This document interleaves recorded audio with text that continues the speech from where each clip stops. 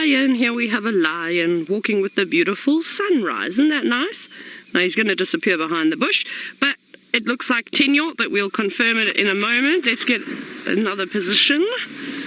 They're not far. So like I said, it's important when you hear something calling, you break the rules and you carry on going. Let's see, are you going to come and look for water around here? I don't think there's much water in this pan, I'm afraid, my boy. I'll try and just follow him here. I don't know where he's going. Now, I don't know if it was this lion that was just doing the calling or if he's perhaps responding to another call. Yesterday, I'm just going to try and get in front of him again.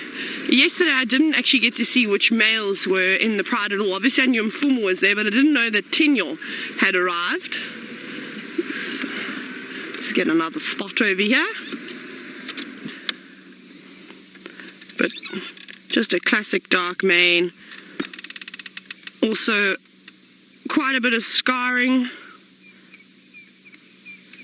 And you can see that patch of skin that's bare, that hasn't got any hair under his belly. That is a classic tenure sign. Though there are many different things that indicate him. He's also got a half moon in his ear, and he's also got a slit on his lip. But that scar is actually healed very, very well.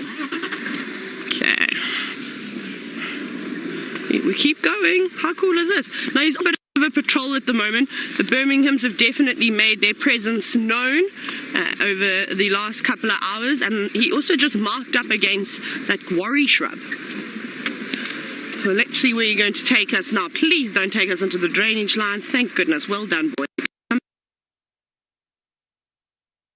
Much experience in here.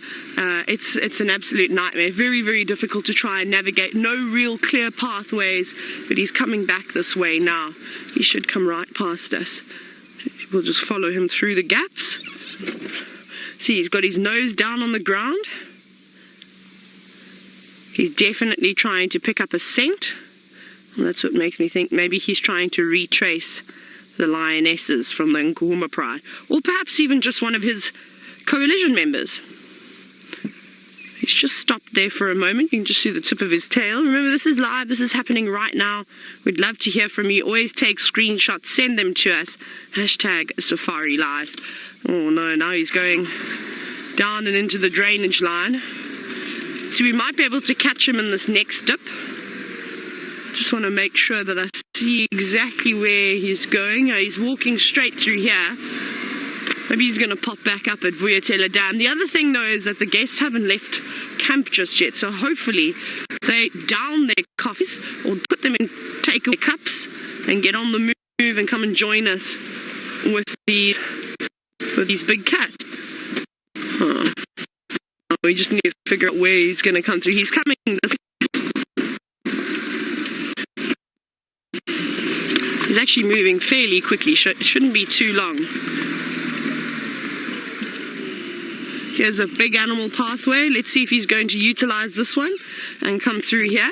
When you are moving through drainage lines, like I said, not only is it quite dense for us and the vehicles, but it's also quite dense for the animals. So they will make use of these big pathways.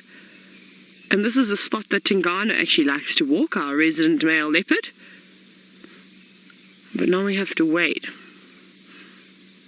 You see, he can actually go wherever he wants. He might just walk straight through the drainage system. Then that'll be tricky to try and get him again, but at least we know the direction that he's going, and at least we have lions on the property. Like I said, we're very fortunate that they're in the heart of Djuma now, so they're not particularly close to any boundaries, but these males could or can travel huge distances in a matter of minutes. But you're not coming through here. Make sure he's not coming up from behind. Oh no. Maybe we're going to have to... Alice, are you still here? Have we lost comms? It's very quiet, so I get worried. Oh, okay. Just checking, because we've had so many comms issues. When everyone goes so silent, it makes me think that I'm not live anymore. Oh, I need to try. I don't know where he's gone now. He could have even crossed the drainage line and gone to the other side. Now.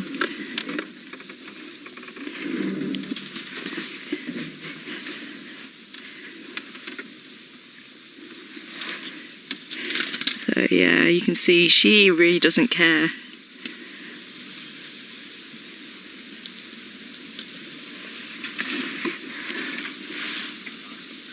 So yeah, so I was just saying about the mane, and they did this really interesting study where they had males with long and short manes and dark and golden manes, and they actually found that the females were going for the long dark manes, because generally speaking the longer manes are going to be on the males that are older. It's going to be stronger as well and very well fed, so sort of very fit really. So that's kind of a sign for them that hopefully that male who's going to father their offspring is going to pass on very good genes so that their offspring will hopefully go on and survive. So they were picking these males that had the darker manes over the golden maned lions. Now, I don't know if there was actually a difference in fitness between the golden and the dark maned lions, but it seemed to be that's, if they had the choice, that's what they were going for.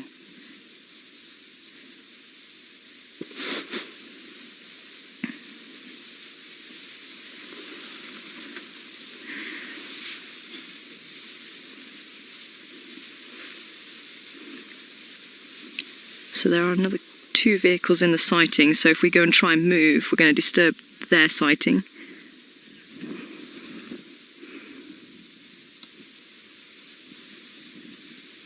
So I think we're going to stay here for now, rather than trying to go and see the male. Sorry, I missed the first part of that question.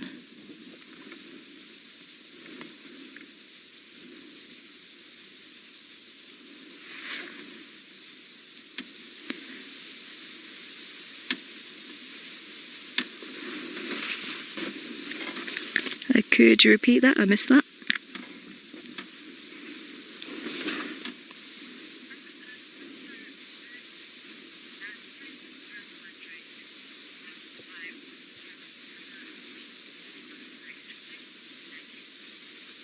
So Mr. Rudy, welcome on board, wondering what determines the colour of the manes. And I'm not entirely sure, it will be genetics.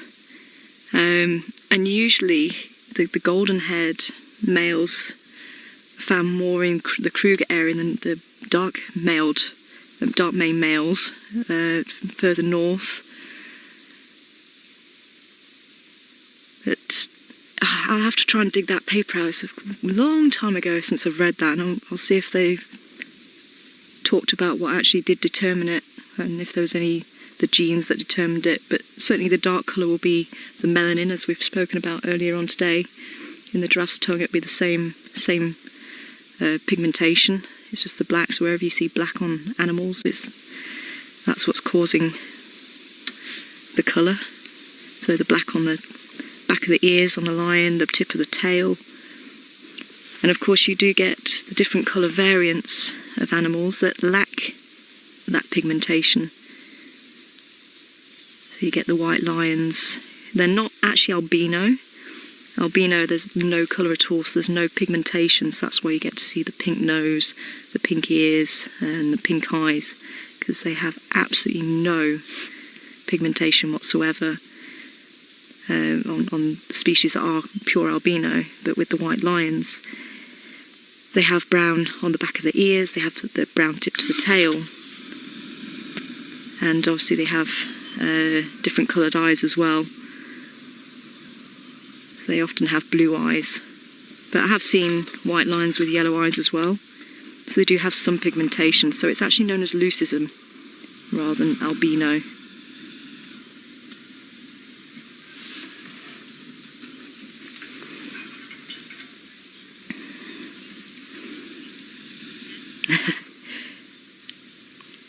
They're very much so, Tess. They're so regal even though they're sleeping. They really are.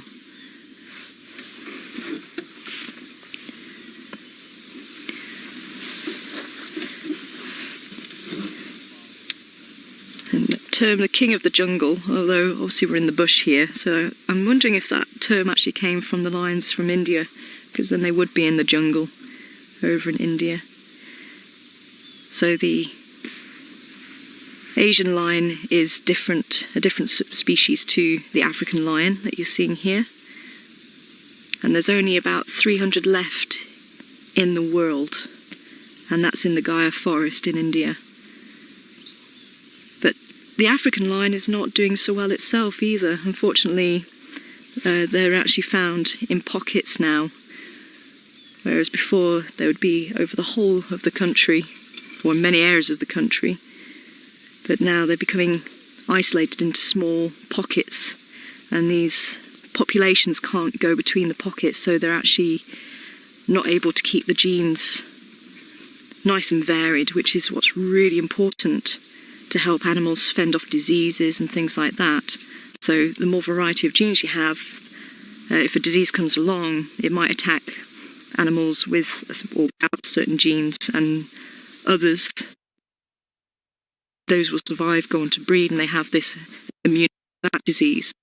If you have a very limited variation in the genes, it might be that they don't have that gene to become immune, and they'll actually have the disease, and it can wipe out the whole population.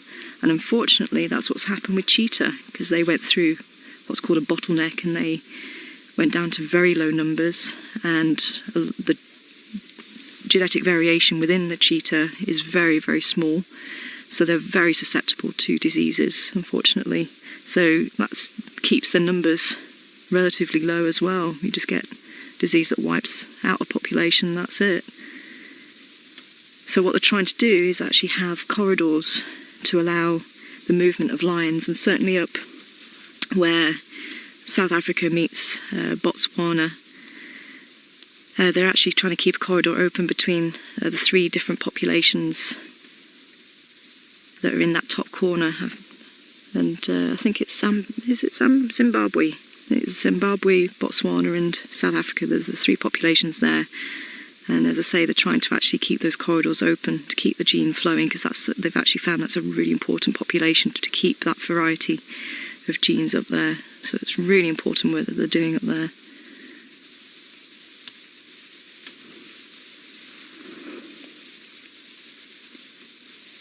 Now, I was kind of hoping, with it being a breeding pair, we might get some movement, but as I say, she's very much happy to chill out at this stage. But if she's ready to mate, she will let the male know, and he'll be there like a shot. Yeah, Nancy definitely out for the count.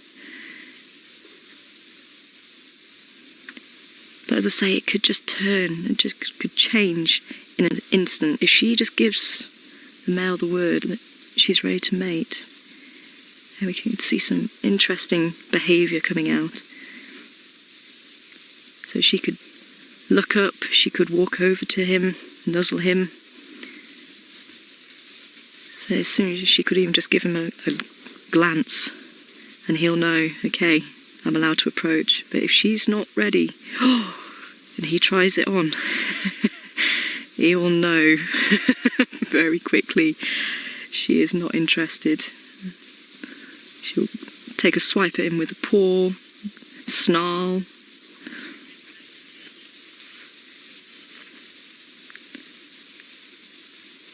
So I think we're going to stick with these cats just to see if there is any action.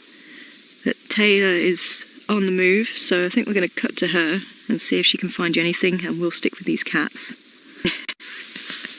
Well, welcome back everybody, and it sounds like you were charged by a squirrel. Brave little squirrel. So we haven't had any more movement from this pair of mating lions.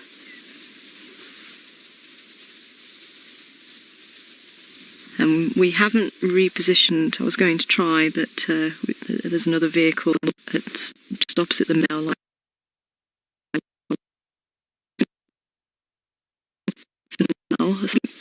I think there was, you could just about make out the male in the bush, but I think, yeah, I have to have a very good imagination to make sure that you can try and fit a line to it.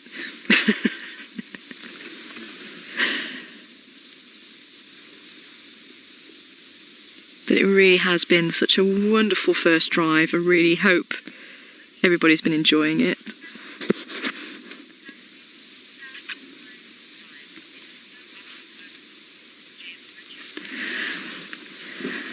Oh, thanks, Richard. Just saying, you really like the fact that we've just highlighted the decline in lions, and it is quite often overlooked because, you know, the lions are fairly regularly seen on game drives.